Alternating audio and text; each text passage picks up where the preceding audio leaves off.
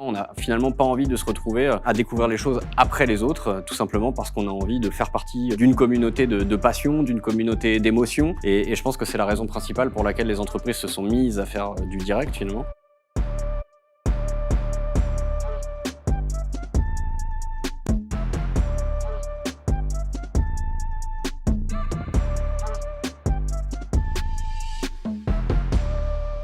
Bonjour à tous et bienvenue dans un nouvel épisode des Intrépides. Depuis quelques années, les réseaux sociaux nous font vivre une vie en direct. De Periscope à Instagram en passant par TikTok, tous veulent que l'on consomme le maximum de vidéos en direct. Et quand on sait que pour la plupart leur business est basé sur l'attention des internautes, on peut en conclure assez rapidement que le live est devenu un outil indispensable à toute bonne stratégie. Alors, pourquoi et comment faire du live ? Doit-on avoir une grosse communauté ou de gros budgets pour se lancer ? Le live est-il devenu le meilleur allié pour les marques en quête de transparence et d'authenticité ? Pour répondre à toutes ces questions, nous avons la chance de recevoir Gabriel Rigaloff, le cofondateur d'Hoopercast, la société de production et de diffusion en direct d'événements digitaux. Bonjour Gabriel. Salut Sébastien.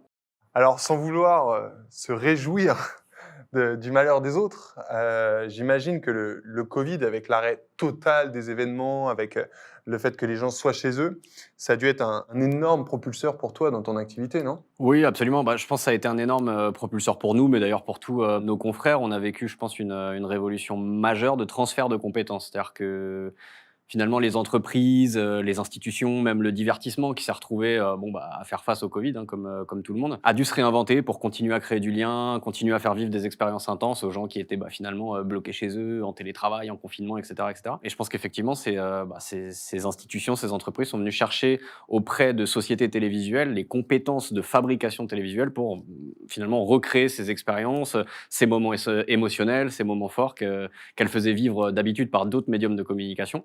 Et donc, ça a été une formidable opportunité pour les sociétés comme les nôtres. Ouais. Et c'est vrai que alors, le live, c'est absolument pas nouveau. Ça fait longtemps qu'on fait du live. Il y a du live depuis des années à la télévision.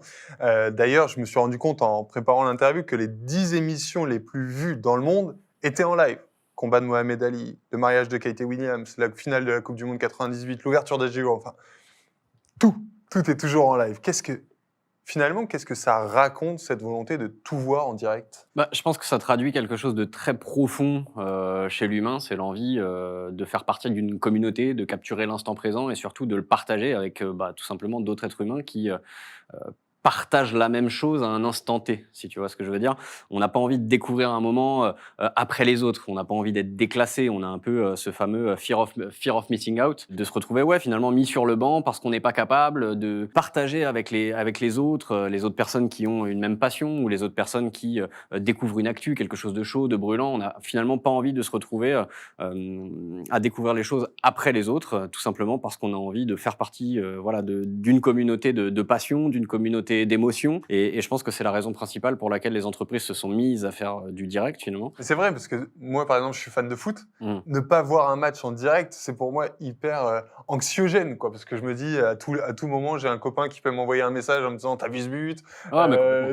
avoir une notification sur mon téléphone ou quoi que ce soit. Et c'est vrai que j'ai envie d'être en direct, j'ai envie de regarder en direct pour vivre ce moment et finalement, ce côté hyper émotionnel. Ah mais complètement. De la même manière qu'on parlait de fear of missing out, de vouloir partager communautairement, comme tu le dis très bien, on n'a pas envie d'être spoilé. Et finalement, c'est un peu comme découvrir le destin de son personnage dans une série, etc. On n'a pas envie de savoir ce qui lui arrive le lendemain à la machine à café alors qu'on n'a pas vu l'épisode.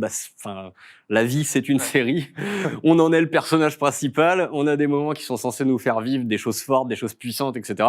Et on n'a juste pas envie de se faire casser ce plaisir de découvrir l'instant présent. Et d'ailleurs, même parfois, à une seconde, tu vas voir un match de foot dans un café, le bar d'à côté a une seconde d'avance, on célèbre le but ou alors on entend des « oh !» et on est hyper déçu. Et je pense que ça fait appel à des choses qui sont très profondément ancrées en nous. Tout simplement, le fait d'être des êtres sociaux qui veulent capturer l'instant présent. Et l'instant présent, ça veut pas dire l'instant passé, même de quelques secondes, c'est l'instant présent.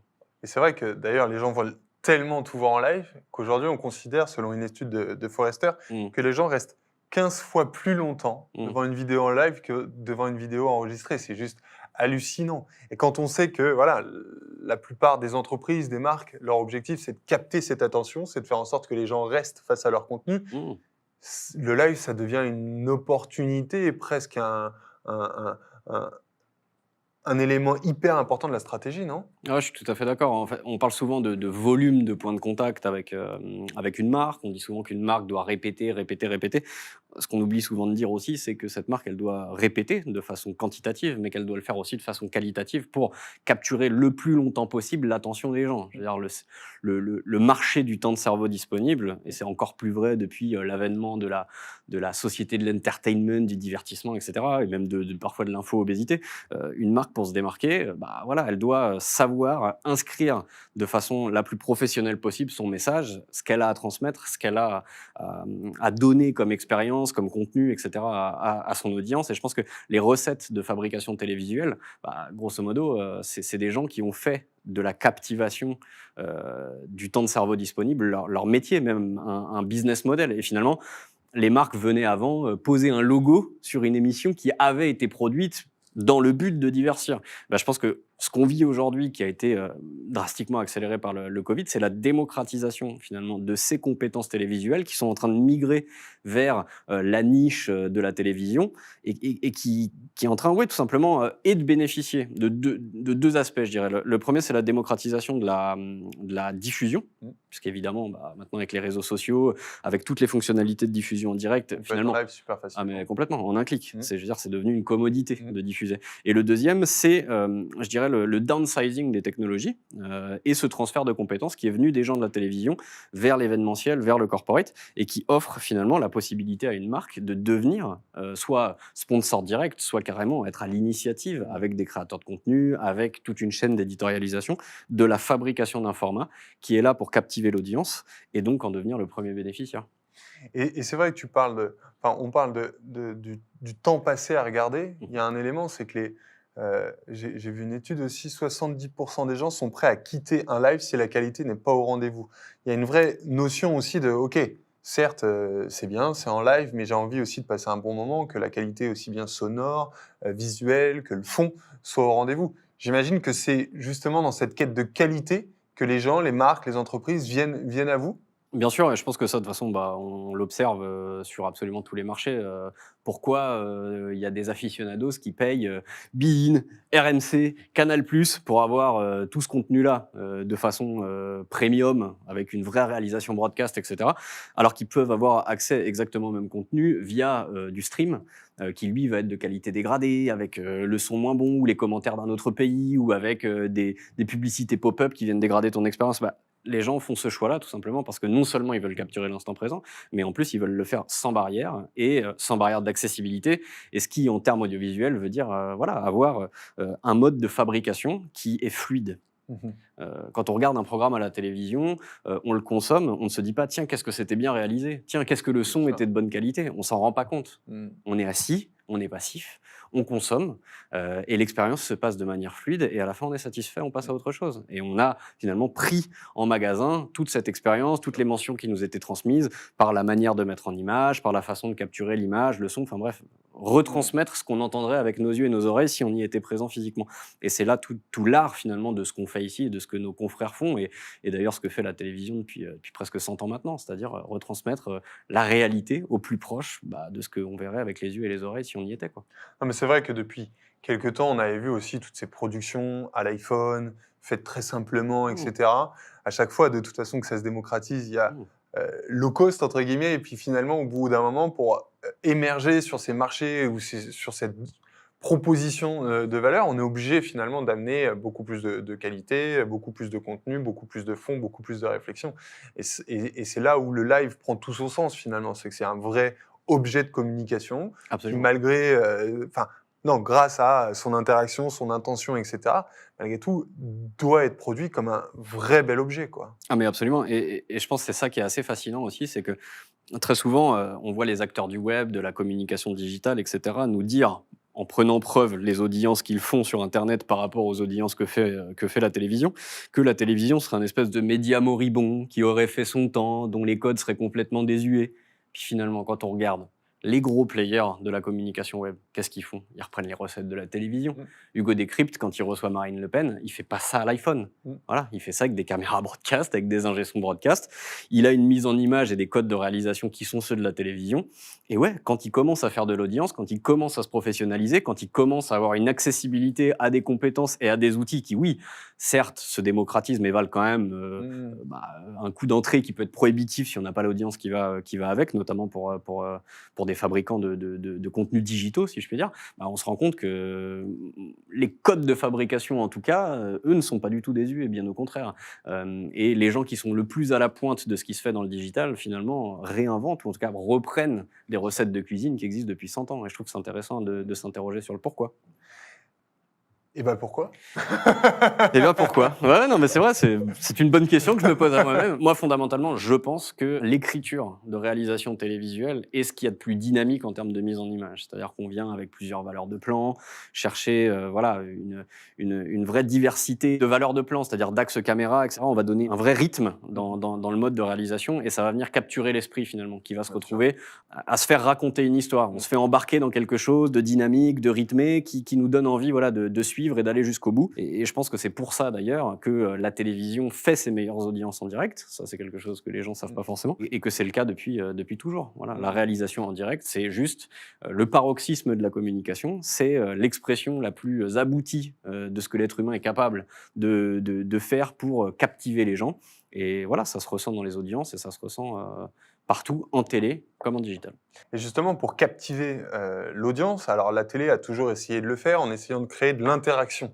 Alors aujourd'hui, c'est plus facile, les gens disent commenter sur Twitter, etc. Mais il y a encore cette distance où on a la sensation, ok, je vais commenter sur Twitter, mais avant que ça arrive à l'oreillette de l'animateur, ça va prendre un peu de temps. Bien sûr. Aujourd'hui, avec le live, il y a cette possibilité justement d'interagir directement via un chat, via des outils d'interaction.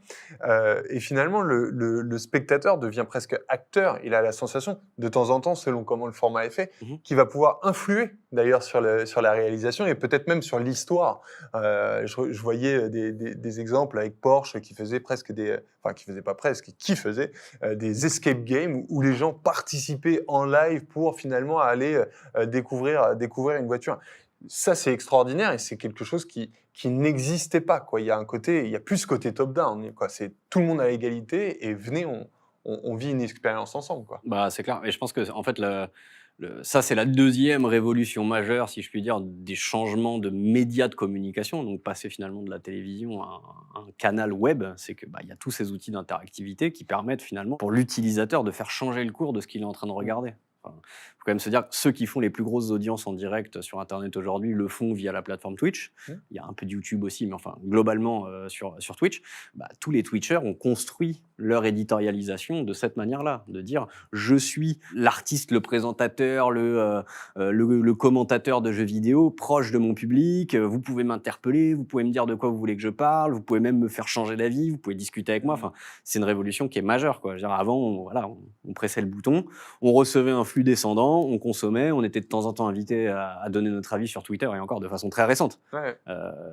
Aujourd'hui, c'est plus du tout ça qui se passe, quoi. Et je pense que c'est une vraie leçon aussi pour les entreprises et pour les marques qui pourraient avoir envie soit de s'associer avec des gens qui ont ce processus d'éditorialisation-là, ou tout simplement de mettre en place aussi, de faire monter des nouvelles stars, d'écrire des choses, mais de toujours intégrer dans leur processus créatif le fait qu'aujourd'hui, le consommateur de produits digitaux, il est en attente de la possibilité de prendre la parole et de la prendre vraiment, c'est-à-dire qu'on lui réponde, qu'à un moment donné, il y ait quelque chose qui se passe en réactif, quoi. Moi, j'interpelle demain un directeur de la communication d'une marque, je sais pas moi, de chaussettes sur son procédé de fabrication ou sur son fournisseur chinois qui est un peu obscur, je veux des réponses.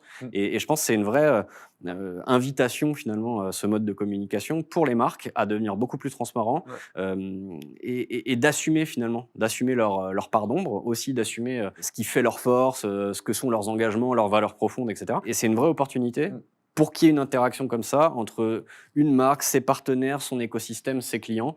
Et je pense que vous bénéficierez beaucoup à intégrer ça dans vos modes de communication. Oui, bien sûr, parce qu'on le sait aujourd'hui, les marques, elles sont à la recherche de cette transparence, de cette confiance avec les clients.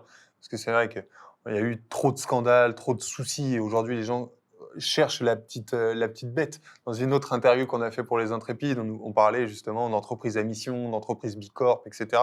Où on se disait, tiens, il faut que les marques montrent patte blanche. Et finalement, le live, ça permet ça. Ça permet de montrer patte blanche, d'être en direct avec les gens, de pouvoir interagir et de pouvoir, voilà, je ne peux pas cacher quelque chose et je peux me tromper, et je peux interagir, je peux vous donner un chiffre, un mauvais chiffre et tout ça. Et ça, je crois que ça crée de la confiance, quoi. Je pense que les marques, elles sont vraiment, vraiment, vraiment à la recherche de ça. En fait, je pense que ça crée de la confiance, mais c'est aussi comment dire, ça peut être à double tranchant parce que c'est un exercice qui est risqué. Bien sûr.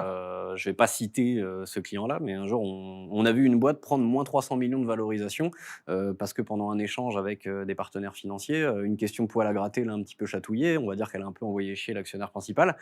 Ça a fait mal, quoi. Ouais. Mais en même temps, est-ce que c'est un mal pour un bien si la personne finalement est partie parce que elle entendait que finalement il y avait d'autres engagements que la pure profitabilité économique, bah derrière oui, l'actionnaire se barre, mais est-ce que ce serait pas finalement pour Finalement. the greater good comme dirait- Exactement. Ah. Exactement, ouais. Alors, l'un des problèmes du live qui m'est souvent remonté quand j'en parle avec les marques que j'accompagne, etc., c'est finalement sa courte durée Ouais. d'exploitation, parce que une fois que le live est terminé, c'est plus du live. Donc, l'intérêt premier, Mmh. il peut être un petit peu moins intéressant, justement.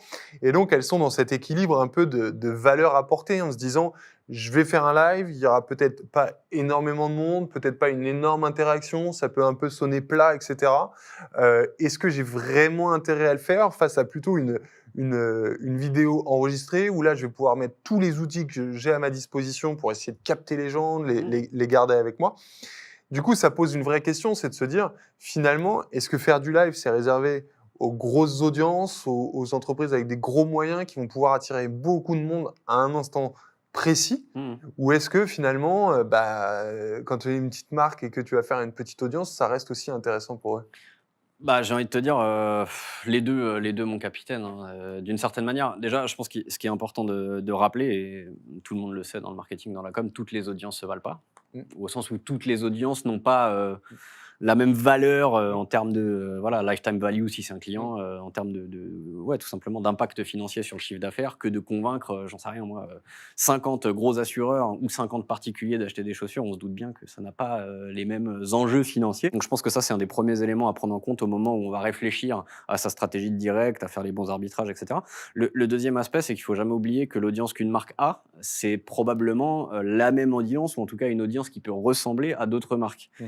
Et ça invite effectivement à une réflexion plus globale, hein, sur un aspect tout simplement partenarial. Ça, c'est un premier aspect. Pour des jeunes marques qui débutent, etc., ça peut être intéressant d'aller chercher des confrères ou d'aller chercher potentiellement des marques qui s'adressent au même type d'audience, au même typologie d'audience pour faire finalement des actions communes, hein, comme on peut le faire sur des partenariats marketing ou sur des événements, ce qui se fait beaucoup. Bah, là, c'est la même chose, hein. C'est un événement en direct qu'on cherche à divertir, qu'on cherche à informer, qu'on cherche à faire du contenu, peu importe. On peut toujours aller chercher finalement des partenariats win-win pour capitaliser sur les audiences des uns des autres, pour voilà. Et le 2e aspect évidemment, c'est d'aller chercher des débouchés médias, soit en allant chercher tout simplement des médias qui ont pignon sur rue ou des médias digitaux pour aller relayer finalement la diffusion directe, ou alors tout simplement capitaliser sur de l'audience d'influenceurs, aller chercher des artistes, aller chercher des sportifs, aller chercher des gens qui eux-mêmes intrinsèquement ont une audience qui correspond à la cible qu'on est en train d'essayer de toucher.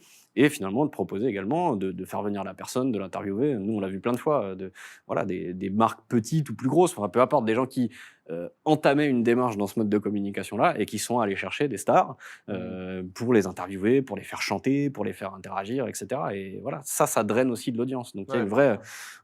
voilà, il y a pas de recette miracle, si je puis dire. Donc c'est toujours de la même manière qu'une marque va s'interroger sur son plan marketing à plein d'aspects différents, prendre en considération les envies de ses clients, les contraintes, etc. Bah là, c'est exactement la même chose, c'est la même démarche et il faut trouver la bonne réponse en fonction de la bonne cible et du message qu'on essaie de lui faire passer.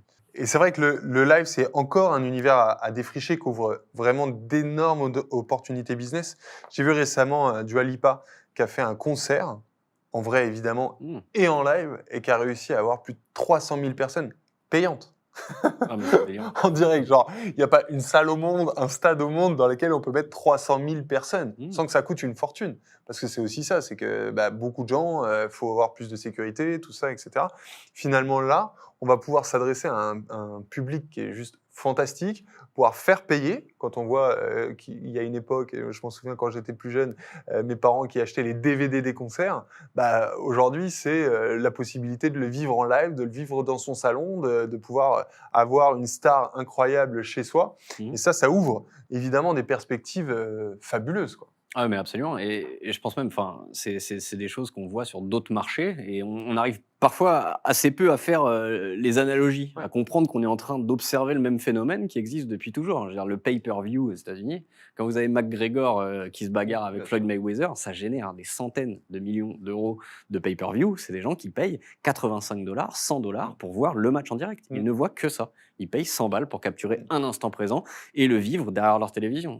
Ça raconte quelque chose Bien d'extraordinaire sûr.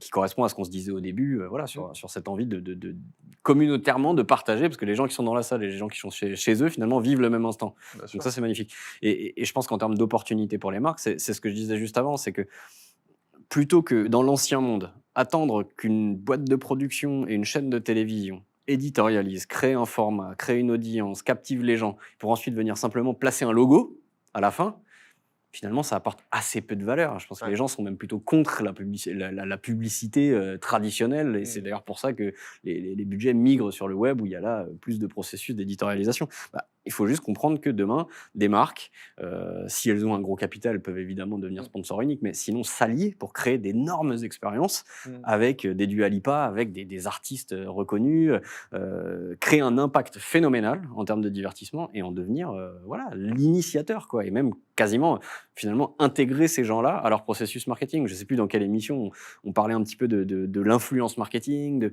de comment certains influenceurs maintenant ne font des partenariats ou ne collaborent avec des marques que si elles sont intégrées en ligne directe avec le Ouais. directeur marketing. Bah, demain, c'est le même type de procédé. Demain, le directeur marketing, il aura aussi comme rôle de faire chef d'édition, Mm. de venir penser des contenus, de venir penser des expériences et devra intégrer ce qu'on est en train de faire là, c'est-à-dire de la réalisation multicaméra et, si possible, diffuser en direct. Ouais, c'est ça. Toi, tu pousses les marques à se dire, finalement, devenez votre propre média, créez vos propres contenus, Mmh. faites des contenus d'ultra qualité parce qu'en fait, ils vont durer, ils vont raconter quelque chose de vous, ils vont pouvoir partager des valeurs avec votre cible, avec vos prospects, etc., faire du branding et tout ça. Absolument. C'est à ça que tu les pousses à faire, quoi. Ah mais absolument et surtout à toujours comprendre qu'elles sont en enfin, je veux dire, n'importe quelle marque aujourd'hui, quand elle crée du contenu, elle est finalement en compétition avec Netflix, elle est en compétition avec le Ça. cinéma, elle est en compétition avec la Mm. télévision. Enfin, je veux dire, les gens vont jamais préférer des codes dégradés à des codes sur lesquels on a surinvesti en Mm. termes de matériel, de Ouais. lumière, de son, de vidéo, de graphisme, d'éléments sonores. En fait, tout ça, c'est tout Mm. simplement une compréhension de comment fonctionne le cerveau, de ce dont il a besoin pour se sentir alimenté en permanence et donc avoir envie de rester. Et si les marques ne comprennent pas que non seulement il y a des recettes de fabrication qui sont là pour captiver, mais qu'il y a aussi un besoin de transparence, un besoin d'interaction, un besoin communautaire, etc., finalement, toutes celles qui ne font pas ça seront déclassées. Ouais. Pour moi, je trouve ça formidable parce que ça ouvre vraiment, vraiment plein de chakras. Je pense que les marques, elles vont aussi pas mal se réinventer. On en entend beaucoup parler, c'est des buzzwords peut-être, mais de la révolution du Web3, des expériences 100% digitales Mhm. finalement, où le produit est en train de disparaître, le sac Hermès se transforme en NFT, etc. Enfin, il y a un côté où finalement le réel est en train de disparaître dans une partie du monde, hein, Ouais, ou ouais, bien dans sûr, bien une sûr. philosophie. Mhm. Mais en tout cas, et là, en fait, on se rend compte que le live, c'est cette passerelle-là. En fait, c'est cette passerelle où tu es déjà un peu dans un monde virtuel quand tu es au concert de Dua Lipa, parce que tu n'es pas vraiment au concert de Dua Lipa, mais en fait, tu y es quand même un peu. Ouais. Donc, il y a un côté où tu sais pas trop finalement où tu es. Ah, c'est vrai. Et ça, je pense que c'est super intéressant parce que ça va. Ouais, comme tu dis, je pense qu'un directeur marketing, aujourd'hui, on lui parle de campagne Facebook, etc. Peut-être que demain, on va lui parler beaucoup plus comme un rédacteur en chef de télé ou quoi, pour se dire, en Mhm. fait, c'est quoi les big events que tu vas faire, c'est quoi ce que tu vas raconter, Ah, et mais c'est complètement. là où ça va être intéressant. Mais quelles sont les thématiques phares sur lesquelles tu vas prendre la parole, sur lesquelles tu vas devenir key opinion leader? Quels Mm. sont les pairs avec lesquels tu vas interagir pour les mettre sur le plateau, pour discuter, pour créer de la matière grise collective, et cetera? Parce que c'est des moments d'intelligence collective, à un point extraordinaire. Je veux Mm. dire, une chaîne d'éditorialisation de télévision, il faut bien comprendre ce que c'est. Il y a un moment donné où il y a des thématiques qui sont impulsées et derrière, il y a une armée de gens qui viennent écrire sur ces sujets-là, qui vont aller chercher, lire des bouquins, chercher des sources, et cetera. Ensuite, tout recompiler et en plus d'avoir synthétisé toute cette information et d'essayer de le rendre de la manière la plus dynamique possible sur le plateau, derrière, il y a aussi des professionnels de la mise en image, du décor, de la lumière, du graphisme, etc., qui vont venir rajouter leur touch pour faire en sorte que toute cette matière grise qui a été synthétisée soit consommée de la façon la plus efficiente et la plus retenue possible. C'est Mm. extraordinaire. Et c'est quand même dingue de se dire qu'il aura fallu atteindre le Covid pour que les marques se mettent à faire ça. Et nous, on est là pour ça. Et si vous voulez rentrer ça dans votre processus de communication, bah, il faut passer par des boîtes comme les nôtres, quoi. Merci beaucoup, Gabriel, pour toutes ces informations sur le live. J'avais vraiment envie qu'on en parle car, comme vous l'avez vu, je crois, je suis persuadé que ça va grandement se développer, évidemment, dans les mois à venir. On voit de plus en plus de marques tenter des choses. On parle aussi de live shopping, par exemple. Et je pense que c'est vraiment que le début. D'ailleurs, c'est tellement un sujet important pour toi que tu souhaites le défendre. Et j'ai cru entendre que tu organisais les trophées du live pour récompenser toutes les meilleures initiatives de l'année. On va suivre ça avec grande attention. En tout cas, si vous êtes une entreprise qui souhaite passer en live, n'hésitez pas à contacter les équipes d'Hoopercast. Ils sont hyper sympas et en plus, ils nous accueillent aujourd'hui. En tout cas, à bientôt pour un nouvel épisode des Intrépides.